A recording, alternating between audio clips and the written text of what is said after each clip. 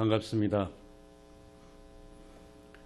연세의료원 세브란스 병원 130년 넘는 역사는 한국 기독교의 역사 그 자체와 같습니다. 알렌 선교사가 첫 선교사로 입국했고요. 광예언이 첫 선교 기관으로 설립되었습니다. 그동안 재증원과 세브란스 병원을 거쳐서 연세의료원이 걸어온 길은 한국교회의 자랑거리라고 생각합니다. 그동안 한국 사회에서 굴지의 병원으로서의 소임을 잘 감당해왔고, 특히 지난 메르스 사태 때 많은 분들에게 감동을 준 것 늘 감사하게 생각하고 있습니다. 저도 기독교인 한 사람으로서 연세의료원에 대해서 자부심을 갖고 있습니다. 여러분, 그동안 연세의료원이 걸어온 130년이 조금 넘는 시간을 한번 돌아보시겠습니까? 그 기간은 둘로 나눌 수 있습니다. 전반부는 세계적인 전쟁이 한반도에서 여러 번 일어난 시기입니다. 1894년에 청일전쟁이 일어났습니다. 우리가 아는 동학혁명의 피해는 청일전쟁으로 인한 것입니다. 수십만 명이 죽었습니다. 그 이후에도 러일전쟁, 또 의병전쟁, 만주사변, 중일전쟁, 태평양전쟁, 6.25 사변까지 7차례 국제적인 전쟁이 한반도에서 일어났습니다. 이 전쟁이 우리는 잊어버려서 그렇습니다만 하나하나가 세계대전의 버금가는 큰 규모의 전쟁이고 우리 민족에게 말할 수 없는 상처를 남겼습니다. 예를 들면 제2차 대전의 모든 나라가 사용한 폭탄보다 6.25 전쟁에 한반도에 떨어진 폭탄이 더 많습니다. 믿을 수 있습니까? 그리고 그 6.25 전쟁이 끝난 뒤에 약 70년이 조금 넘는 동안 전쟁의 포화가 멈췄습니다.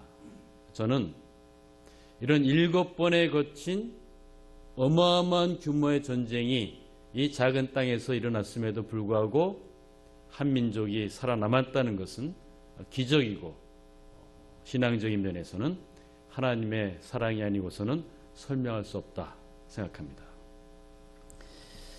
여러분, 이 전쟁이 일어난 전반부 1894년부터 1953년까지는 우리 민족의 역사에서 찾아볼 수 없는 큰 어둠이 덮인 시기입니다. 말할 수 없는 고통을 겪었습니다. 그때 한 줄기 빛으로 복음이 들어왔습니다. 하나님께서는 그 복음의 빛으로 우리에게 예수가 그리스도이신 것을 깨닫게 하셨고 고백하게 하셨습니다.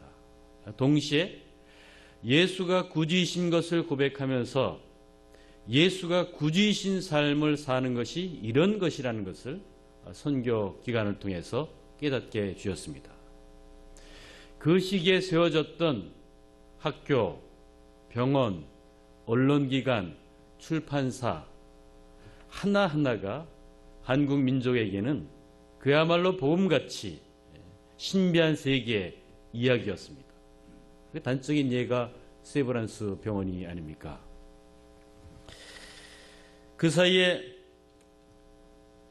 하나님께서는 한국교회가 전쟁이 멈춘 뒤에 성장할 수 있도록 은혜도 주셨습니다. 70년대, 80년대 한국교회가 성장했는데 저희 교단 같은 경우에도 20년 동안 1년에 5.7%씩 성장했습니다.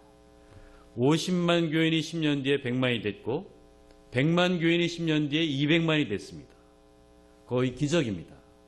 세계에서 제일 큰 교회가 한국에 있다든지 세계에서 제일 큰 교회 10개를 뽑으면 6개가 서울에 있다는 것은 기적이고 역시 하나님의 사랑이 아니고는 설명할 수가 없습니다. 교회가 성장만 한 것은 아닙니다. 교회는 늘 두 가지를 동시에 했습니다. 복음을 증거하고 학교나 병원이나 언론기관이나 순교를 한 것처럼 늘 교회가 성장하면서 동시에 교회는 사회봉사와 사회선교에서 열심히 자기의 소임을 다했습니다. 아마 70년대, 80년대 민주화 운동운동 얘기해도 기독교를 빼면 이야기하기 어려울 것입니다. 통일 문제도 민간 측면에서 최초로 이야기한 것도 기독교고, 남북이 전쟁을 그친 뒤에 민간단체가 처음 만난 것도 기독교입니다. 환경 문제도 기독교가 처음 문제를 제기했습니다. 온산과 울산의 공해 실태를 조사한 것이 시작이고, 그 시작의 단초를 연 것도 기독교입니다.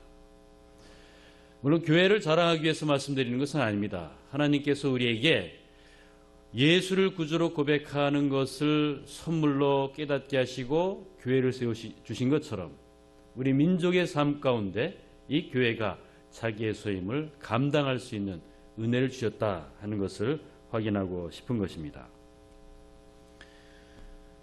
여러분, 이런 긴 130년의 시기를 지나왔습니다만 돌아보면 지금 시점은 세계가 굉장히 빠른 속도로 변화하고 있다는 것도 알 수 있습니다. 아시는 것처럼 작년 1월 20일 날 스위스 다보스에서 모인 세계 경제 포럼에서 세계는 제4차 산업혁명의 시대로 진입했다라는 이야기를 서로 나누었습니다. 짧은 시간이지만 많은 사람들에게 제4차 산업혁명이라고 하는 이 용어가 던진 충격이 있습니다.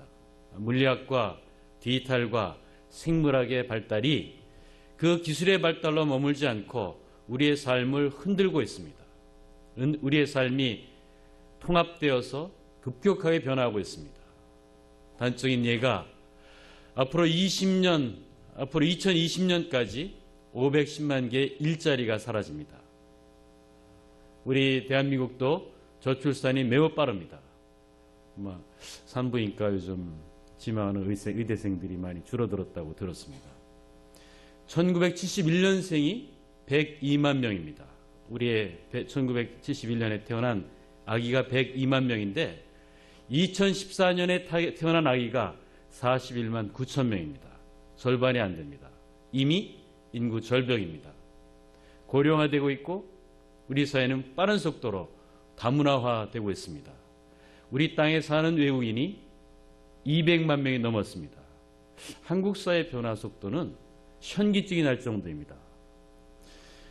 조금 더 말씀드리자면 기독교가 이 땅에 들어온 지 전반부 60년 넘는 세월 동안에 7번의 큰 전쟁이 우리 민족의 삶을 송두리째 흔들었다면 지금은 외면적으로 볼 때 병원하고 번영됐고 평안한 것 같지만 우리의 삶이 세계적인 문화 변화, 우리 한국 사회 변화에 의해서 흔들리고 있다 하는 것을 알 수 있습니다. 이런 때 우리의 삶의 중심을 어떻게 세울 것인가?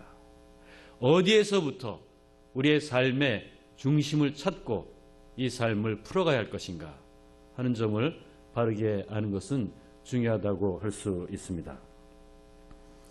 여러분, 오늘 요한복음 3장 16절과 17절을 함께 읽었습니다.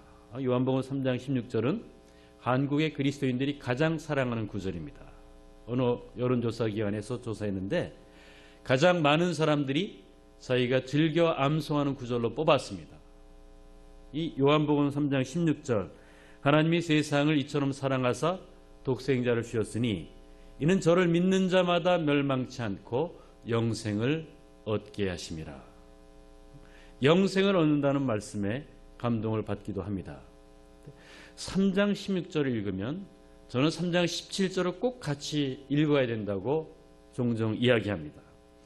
하나님이 그 아들을 세상에 보내신 것은 세상을 심판하려 하심이 아니라 그로 말미암아 세상이 구원을 받게 하려 하심이라. 요한복음 3장 16절과 17절에 세상이란 말이 4번 나옵니다. 이 세상이 어떤 세상입니까? 이 세상은 우리가 전반부 60년 동안 경험했던 것처럼 전쟁이 멈추지 않는 세상입니다. 엊그제도 런던에서 테러가 일어났지 않습니까? 영국에서. 이 전쟁은 인간의 삶을 송두리째 파괴하는 악의 총화입니다. 이 세상은 전쟁으로 상징되는 우리의 삶의 고통을 담고 있습니다. 어떤 면에서는 이 세상은 세월호와 같은 세상입니다. 아이들이 부모를 떠나서 즐거운 마음으로 수학여행을 가지만 집으로 돌아오지 못했습니다. 세월호를 건져내서 수색해서 처음 찾아낸 것이 어린 학생의 가방입니다. 그 가방에는 이름표까지 남아 있었습니다. 가방 속에 어머니가 쥐어줬던 10,000원짜리 석 장이 남아 있습니다. 어머니는 아들의 행복한 여행을 위해서 10,000원짜리 석 장을 쥐어줬지만 아들은 쓰지도 못하고 다시 돌아오지 못했습니다. 우리가 경험하는 세상은 그런 것입니다. 사랑하면서 행복하게 살기를 희망하지만 이 세상은 세월호와 같고 삼풍백화점과 같고 성수대교와 같습니다. 우리의 삶의 행복을 찾기 어렵습니다. 그런 속에서 우리가 생각하는 행복과 사랑을 어떻게 구현하며 살 것인가 하는 것이 우리의 고민입니다. 여러분, 이 세상 속에서 이런 문명기적인 전환기에 처한 한국교회와 우리들의 삶이 어떤 기초로에 놓여져야 할 것인가 하는 점을 한번 돌아보시면 좋겠습니다. 결국 하나님께서 그런 전쟁 속에서 우리 민족이 멸망하지 않고 살아남을 길을 주셨는데 그런 증거의 하나가 연세의료원이 아닐까 생각합니다. 아시는 것처럼 1년 매출이 2조 원이 되는 큰 병원이 되었습니다. 상상하기 어렵습니다. 함께 일하는 사람이 10,000명이 넘고 매일 드나드는 분이 50,000명이 넘는다는 것은 기적입니다. 죄송합니다. 군대 갔다 오신 분들 많으실 텐데 1개 사단이 함께 일한다고 생각해 보십시오. 5개 사단이 매일 한 곳에 온다고 생각해 보십시오. 기적입니다. 그런 기적을 통해서 하나님께서 우리에게 던지시는 메시지는 뭘까? 아무리 세상에 악이 횡행하고 전쟁이 우리의 일상을 파괴할지라도 나는 너희를 사랑한다.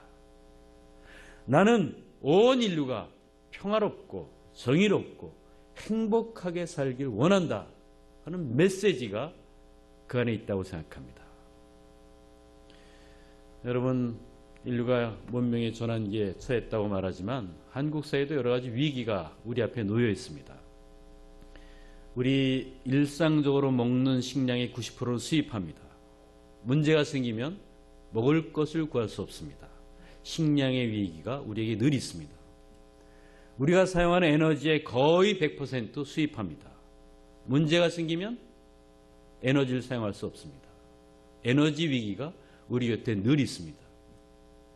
메르스를 경험했습니다만 잘 아시는 여러분들, 질병이 우리가 아는 질병만 있을까요? 아니지 않습니까? 질병의 위기 우리에게 늘 있습니다. 신뢰 위기도 늘 있습니다. 단적으로 탄핵 사태에서 경험하지 않았습니까? 감사하게도 무사히 평화적으로 마무리했지만 세계 앞에 내놓을 만한 자랑거리입니다. 신뢰 위기를 일상적으로 경험하며 살아갑니다. 일자리 위기도 늘 있습니다. 젊은 사람들 고통받고 있습니다. 이 5가지 위기를 넘어서는 결정적인 위기는 전쟁 위기가 우리에게 늘 있습니다. 남북이 분단돼 있고 세계에서 가장 무장된 지역에 살고 있습니다. 이런 위기 속에서 우리의 삶이 날마다 평온할 수 있다는 것이 기적이 아니겠습니까? 이런 위기 앞에서 날마다 환자를 대할 수 있다는 것이 기적이 아니겠습니까? 이런 위기 속에서 우리가 내일을 꿈꿀 수 있고 위기를 헤쳐나갈 수 있다는 것이 기적이 아니겠습니까? 저는 이런 기적의 근원이 하나님께서 세상을 사랑하시고 가장 귀한 것을 주시는 그 사랑에 있다고 생각합니다. 우리 연세의료원의 슬로건이 하나님의 사랑으로 세계를 치유하는 병원이라는 것에 감동을 받습니다. 그런 자신감이 여러분 속에 있을 때 하나님께서 여러분을 하나님의 기관으로 쓰시리라 믿습니다. 하나님께서 이 세상을 향해서 나는 여전히 세상을 사랑하고 이 세상 속에서 모든 사람이 행복하고 평안하며 정의롭게 살아가기를 희망한다는 메시지가 여러분의 존재라고 믿습니다. 바라기는 이 연세어른이 맡은 바 소임을 훌륭하게 감당하기를 계속 기도하겠습니다.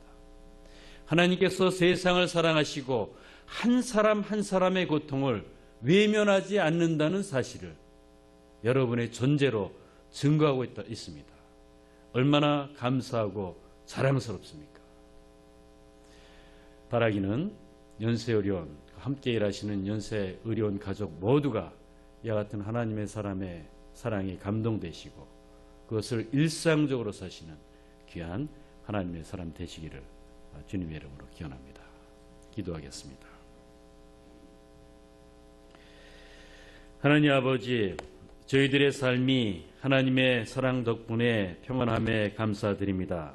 주님께서 연세의료원 지켜주시고 일하는 분들 함께 붙들어 주셔서 하나님의 세상을 얼마나 사랑하시는지 이 기관과 이분들을 통해서 늘 증거하시기를 기원합니다. 주님께서 세상을 사랑하심을 힘있게 살고 증거하고 전하는 연세의료원과 의료원 가족 되도록 주님께서 도와주시옵소서. 예수 그리스도의 이름으로 기도드리나이다.